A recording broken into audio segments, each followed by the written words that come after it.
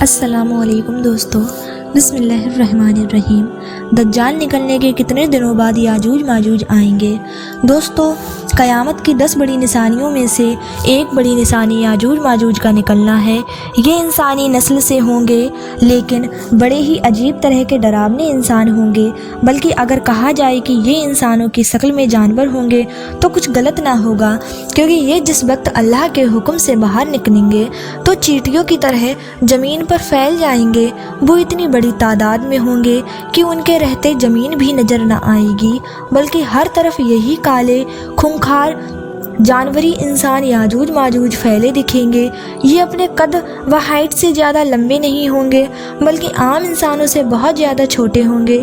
یہ اتنے خونخوار ہوں گے کہ اپنے سامنے آنے والی ہر چیز کو کھاتے چلے جائیں گے، یہاں تک کہ اگر ان کا گزر کسی ندی کے پاس سے ہوگا تو یہ اس کا سارا پانی پی لیں گے۔ ان کے سامنے اگر کوئی بچہ یا پکا گھر آ جائے گا تو یہ اس کی پوری دیواروں کو چٹ کر جائیں گے۔ سامنے کوئی پیڑ نظر آئے گا تو اسے سیکنڈوں میں کھا کر ختم کر دیں گے، یہاں تک کہ یہ سانپ، بچھو، کتے، بندر ہر چیز کو کھاتے چلے جائیں گے۔ ساتھ ہی ساتھ یہ آدم خور بھی ہوں گے کہ اگر ان کے ہاتھوں میں کوئی انسان لگ گیا تو یہ ہزاروں کے جھنڈ میں اس پر ٹوٹ پڑیں گے اور دیکھتے ہی دیکھتے اسے پوری طرح کھا کر ختم کر دیں گے۔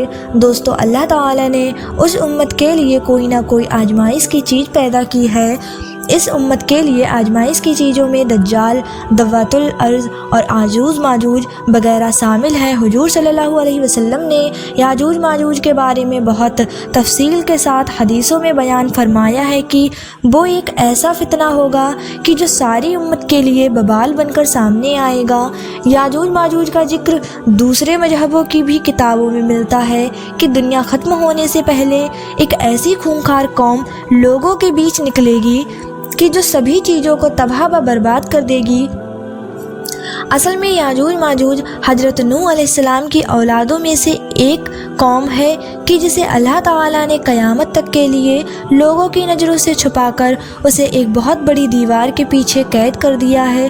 لیکن جب قیامت سے پہلے ان کے نکلنے کا وقت قریب آ جائے گا تو یہی یاجوج ماجوج اس دیوار کو توڑ کر باہر نکلیں گے اور پھر ساری دنیا میں فساد برپا کریں گے۔ قرآن میں اللہ تعالیٰ نے 16ویں و 17ویں پارے میں یاجوج ماجوج کا ذکر حضرت ذوالقرنین کے واقعے میں کچھ تفصیل کے ساتھ فرمایا ہے کہ ساری دنیا کو فتح کرنے والے نیک بادشاہ حضرت ذوالقرنین جب سفر کرتے کرتے پورب کی طرف بہت دور نکل گئے تو اچانک انہیں 2 پہاڑوں کے بیچ کھنڈرات میں ایک بہت ہی بے بس قوم رہتی نظر آئی۔ اس قوم نے حضرت ذوالقرنین کے اچھے اخلاق دیکھتے ہوئے انہیں اپنا بادشاہ تسلیم کر لیا۔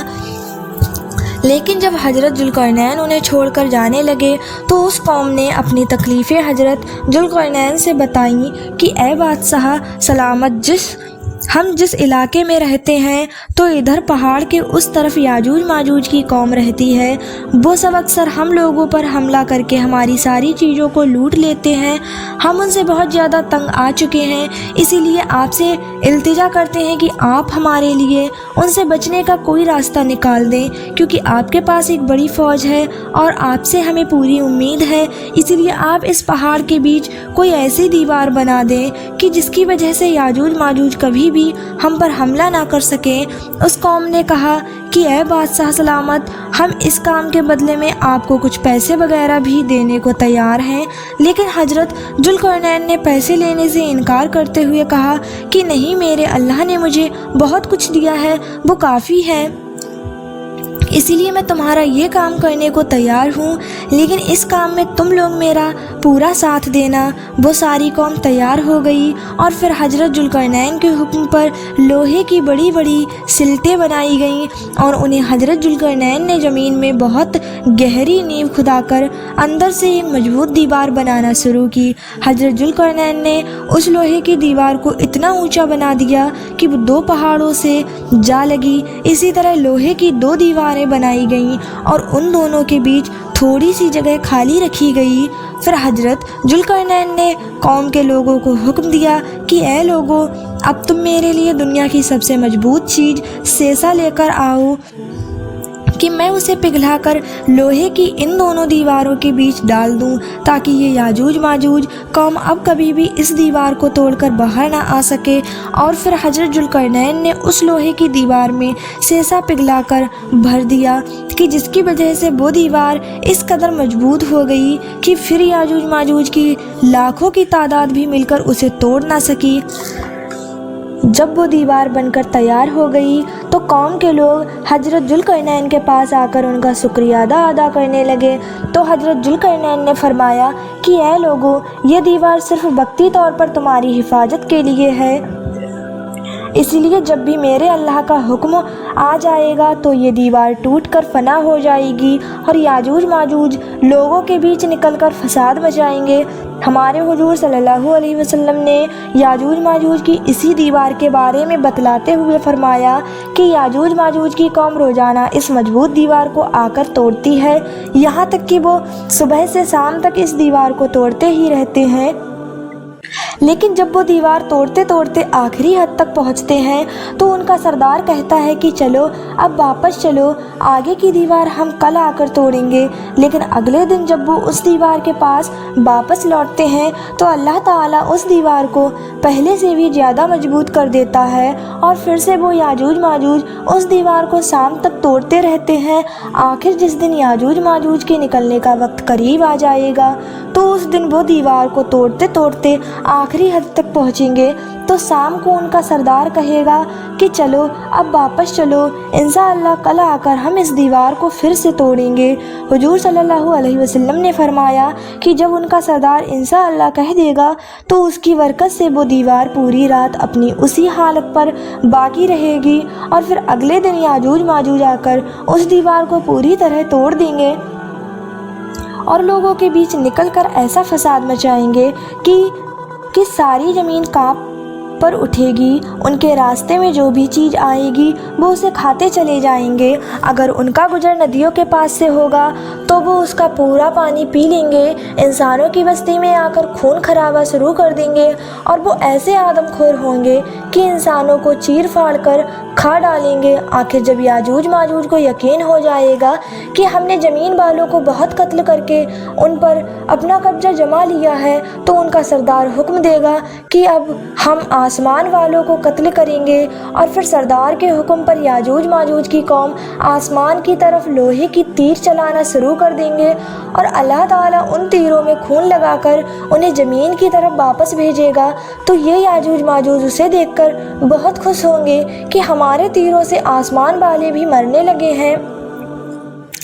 याजूज माजूज की शक्लों के बारे में जो रिवायतों में आता है वो ये है कि उनकी शक्लें ढाल की तरह बिल्कुल चपटी होंगी, उनके दांत व नाखून जानवरों की तरह बिल्कुल नुकीले होंगे, उनका कद बहुत छोटा होगा, यहाँ तक कि उनमें सबसे लंबा इंसान सिर्फ 3 वालिस्त के बराबर ही होगा।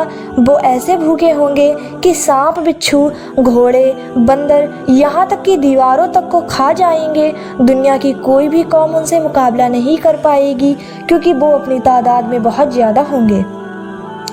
अल्लाह ताला ने कुरान मजीद में याजूज माजूज की तादाद बतलाते हुए कहा है कि याजूज माजूज हर ऊंची जगह से नीचे को लुढ़कते नज़र आएंगे और इस कौम की एक ख़ास बात यह है कि जब तक उनकी औरतें 1000 बच्चे नहीं पैदा कर देती तब तक उनकी मौत नहीं होती। दोस्तों, अब सवाल है कि आखिर याजूज माजूज कब निकलेंगे? तो हदीस के मुताबिक याजूज माजूज के निकलने का जो वक्त बयान किया जाता है वो ये कि दज्जाल निकलने के कुछ ही सालों बाद हज़रत ईसा अलैहिस्सलाम आकर दज्जाल को कत्ल करेंगे और फिर सारे ईसाई मुसलमान होकर हज़रत ईसा अलैहिस्सलाम को ही अपना बादशाह तस्लीम कर लेंगे और हर तरफ खुशहाली ही खुशहाली होगी। लेकिन तभी अचानक एक दिन अल्लाह के हुक्म से याजूज माजूज ज़मीन से निकलना शुरू हो जाएंगे और जब हज़रत ईसा अलैहिस्सलाम को खबर होगी कि याजूज माजूज की कौम निकल आई है तो वो लोगों को हुक्म देंगे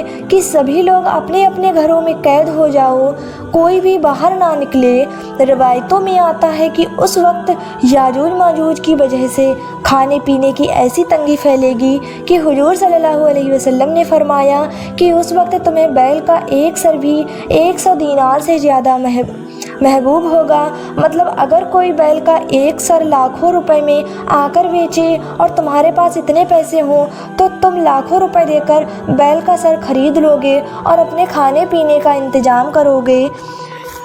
تو دوستو ان روایتوں سے معلوم ہوتا ہے کہ یاجوج ماجوج حضرت عیسیٰ علیہ السلام ہی کی موجودگی میں نکلیں گے اور زمین پر بے حد فساد مچائیں گے۔ جب کافی عرصہ گزر جائے گا تو لوگ حضرت عیسیٰ علیہ السلام سے آ کر درخواست کریں گے کہ آپ اللہ تعالیٰ سے دعا کریں کہ اللہ ہمیں یاجوج ماجوج کی اس وبا سے نجات دے دے۔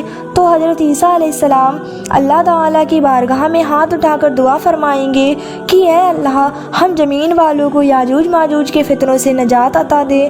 تو حضرت عیسیٰ علیہ السلام کی دعا پر اللہ تعالیٰ یاجوج ماجوج کی پوری قوم پر ایک ایسی بیماری بھیجیں گے کہ ان کی گردنیں سڑنے لگیں گی کہ جس کی وجہ سے کچھ ہی دنوں میں ان سبھی کی موت ہو جائے گی اور زمین میں ہر طرف یاجوج ماجوج کی لاشیں ہی لاشیں نظر آئیں گی۔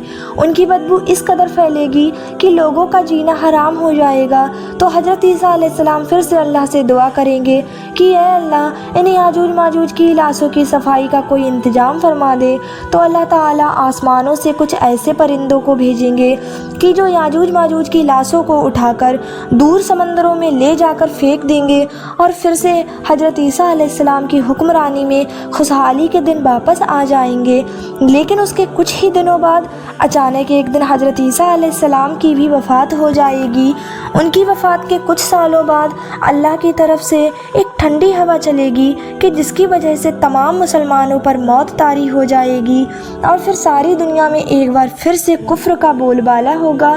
لیکن ابھی ان حالات کو زیادہ دن نہیں گزریں گے کہ ایک دن اچانک اللہ کے حکم سے سورج مغرب کی طرف سے نکل آئے گا کہ جس کے بعد توبہ کا دروازہ بھی بند ہو جائے گا اور پھر کچھ بڑے عالموں کے قول کے مطابق اس کے 120 سال کے بعد قیامت آ جائے گی۔